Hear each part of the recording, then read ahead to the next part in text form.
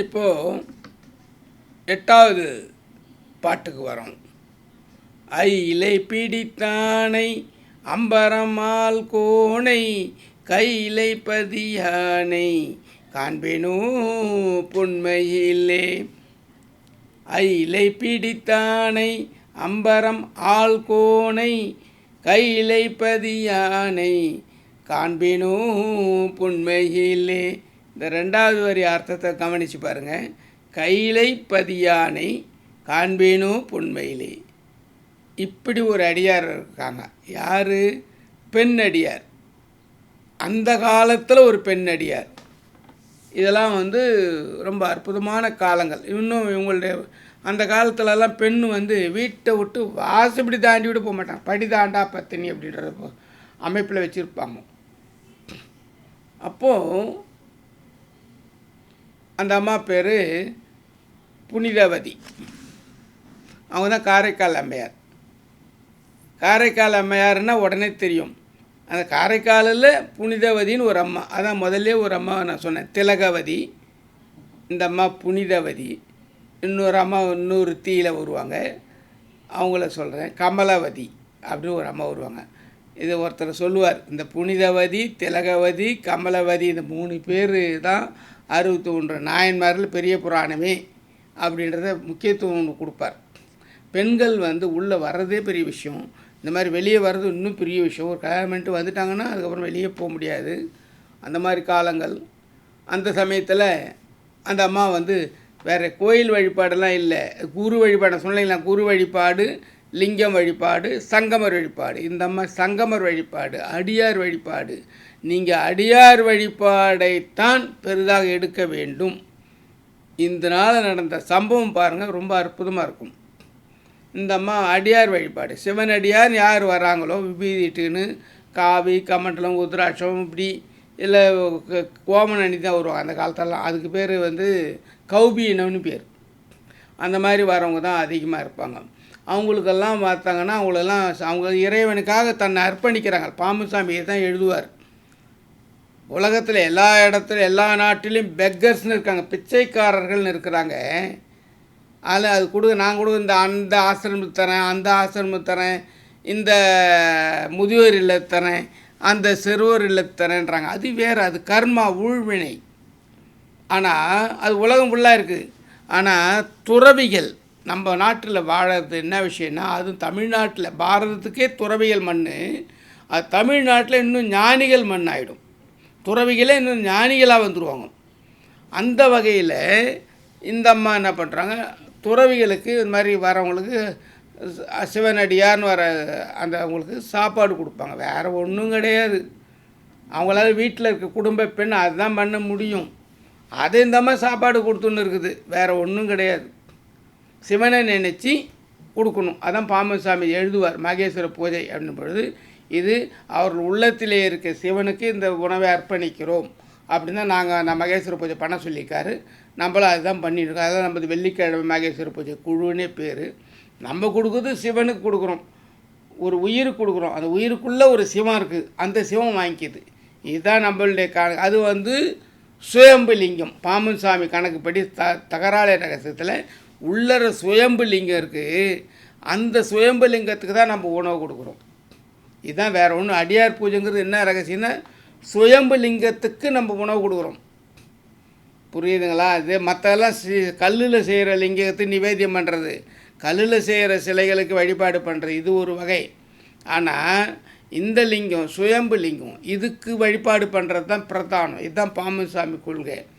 இந்த கொள்கையை அங்கேருந்து வந்தது. அன்னைக்கு வாழ்ந்த அருளாளர்கள் மூலமாக பாம்புசாமி கஷ்டம் சொன்ன பாருங்கள்.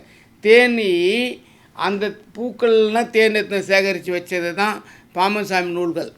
அப்போ அந்த காரைக்கால் அம்மையார் என்ன பண்ணுறாங்கன்னா, அடியார்களுக்கு சாப்பாடு கொடுக்குறாங்க, டெய்லி கொடுப்பாங்க. அப்படி கொடுக்கும்பொழுது ஒரு நாள் சிவன் ஒரு சோதனை உருவாக்குவார். அதை பரீட்சை வைக்கணும், பாஸ் பண்ணணும்ல. சிவன் ஒரு அடியார்களுக்கு ஒரு சோதனை வைப்பார்.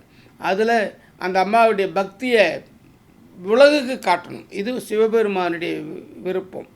அப்போ தான் அவங்கள 63 நாயன்மாரில் கொண்டு வர முடியும். காரைக்கால் எவ்வளோ பேர், எவ்வளோ லட்சக்கணக்கான ஜனங்கள் பிறந்து வாழ்ந்து இறந்து எவ்வளோ பேர் போயிருப்பாங்க. அதில் அந்த வீட்டுக்குள்ளே அந்த அம்மா வந்து எப்படி எடுத்துன்னு வரணும்? கோயிலில் எடுத்துன்னு 63 பேரை எப்படி வைக்க முடியும்? அப்படின்னா அந்த வீட்டில் அந்த அம்மாவுக்கு ஒரு பரீட்சை வைக்கிறார்.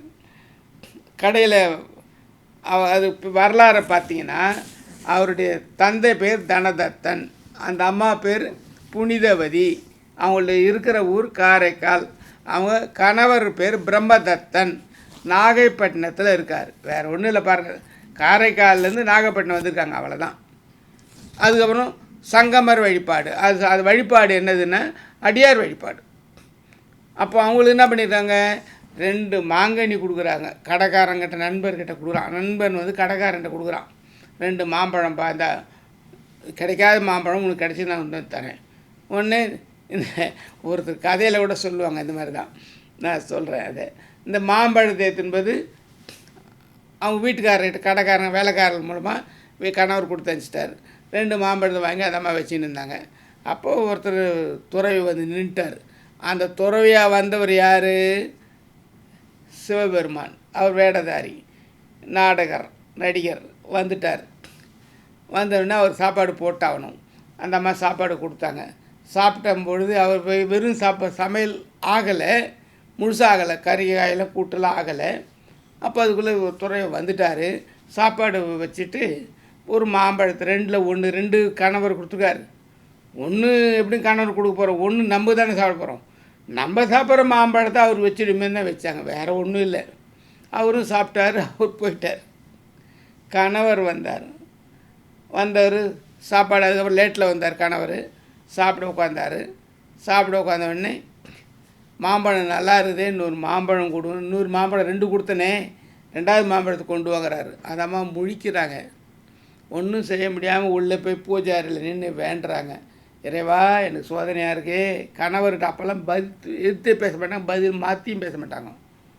உடனே நம்மளப்பெல்லாம் இருந்தால் நீ போய் கடையில் போய் வாங்கிட்டு வந்துடுவோம், அங்கே போய் வாங்கவும் முடியாது. அதுக்கப்புறம் என்ன பண்ணுறாங்க, இறைவன்கிட்ட வேண்டுமே இறைவன் ஒரு மாம்பழத்தை கொடுக்குறாரு. அந்த மாம்பழத்தை வைக்கிறாங்க. இந்த மாம்பழம் ரொம்ப ருசியாக இருக்குதே, அதை விட இது ருசியாக இருக்குது, அதுதான் சிவனுடைய திருவிளையாடல், இன்னும் ருசியாக இருக்கே அப்படின்னு. இது உடனே அந்த அம்மா கொஞ்சம் அவசரப்பட்டு சொல்லிட்டாங்க, இது வந்து நான் ஏற்கனவே ஒரு மாம்பழத்தை நான் துறவி கொடுத்துட்டேன், நீ கேட்ட உடனே வேறு வழி இல்லாமல் இறைவன்கிட்ட கேட்டேன், இப்போ அந்த மாம்பழத்தை இறைவன் தான் கொடுத்தாரு, அதுதான் சுவையாக இருக்குது அப்படின்னு. அப்படியா? இறைவன் அவர் அந்த காலத்துலேயும் நாத்திகரில் இருக்காங்க. அவர் கணவர் என்ன சொல்கிறார், அப்படியா, அந்த மாம்பழம் எனக்கு இன்னொரு மாம்பழம் வாங்கி கேட்டேன் இறைவனிட்ட அப்படிங்கிறார். மறுபடியும் திருப்பி இறைவன்கிட்ட போய் நிற்க கேட்கும்போது இன்னொரு மாம்பழம் இறைவன் கொடுத்துட்றார். உடனே தனதத்தன் பார்த்தார், பரமதத்தன் பார்த்தார். அவர் கிளம்பி, இது கடவுளுடைய பெண்ணு அவதாரம், இந்த பெண்ணு கூட நான் குடும்பம் நடத்த முடியாது, மனிதன் நான் அப்படின்னு சொல்லி அவங்க கிளம்பி அத்தோடு அந்த ஊரை விட்டு ஓடிட்டார். கிளம்பி போயிட்டார். வேறு ஒரு பொண்ணை கல்யாணம் பண்ணிட்டார். அந்த பொண்ணுக்கு புனிதவதின்னு இந்த பேரை வச்சு விட்டார். அது குழந்த பிறகுது, அதுக்கு புனிதவதின்னு பேர் வச்சுட்டார். அவர் தனியாக நின்றுட்டார். நீங்கள் இந்த மாதிரி நிலையில் இந்த அம்மா என்ன பண்ணாங்க, வேறு வழி இல்லாமல் காரைக்காலுக்கு வந்துடுறாங்க, கணவர் இல்லைன்னு சொல்லி. தான் வீட்டுக்கு காரைக்கால்லே இருந்துட்டு, காரைக்கால்லே இருந்து கணவரை தேடி பார்த்து கணவர் வரமாட்டேன்னு சொல்லி கணவர் வந்து மனைவி காலில் விழுந்து கும்பிட்றாரு. நீ கடவுள், நான் வந்து மேல் உங்க கூட வாழ மாட்டேன், முடியாது அப்படின்னு சொல்லி கணவர் சொன்னதுக்கப்புறம் இந்த அம்மா கிளம்பிடுறாங்க. கைலாசத்துக்கு போகிறாங்க.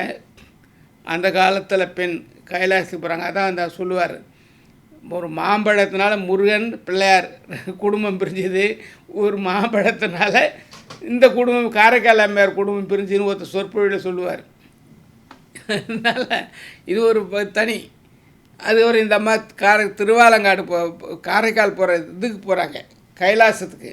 கைலாசத்தில் என்ன ஆகுதுன்னா, தான் கால் வச்சு நடக்கிறதுக்கு மனசு வரல அந்த மாதிரி. எங்கே பார்த்தாலும் சிவமயமாக இருக்குது, சிவலிங்கமாக இருக்குது. அப்போ தலையாலேயே நடக்கிறாங்க, பேய் உருவம்லாம் வாங்குறாங்க. அந்த மாதிரிலாம் நடக்குது. அந்த மாதிரி பதிகமும் பாட்டும் எழுதியிருக்காங்க. பன்னிரு திருமுறையில் காரைக்கால் அம்மையார் பதிகமும் வந்திருக்குது. அப்படிப்பட்ட ஒரு தாய், சிவனே அம்மான்னு சொல்லக்கூடிய ஒரு தாய், அவரே என்ன சொல்ல, நீ வந்து திருவாலங்காடு போ, நாங்கள் வந்து உனக்கு காட்சி கொடுக்குறேங்கிறார்.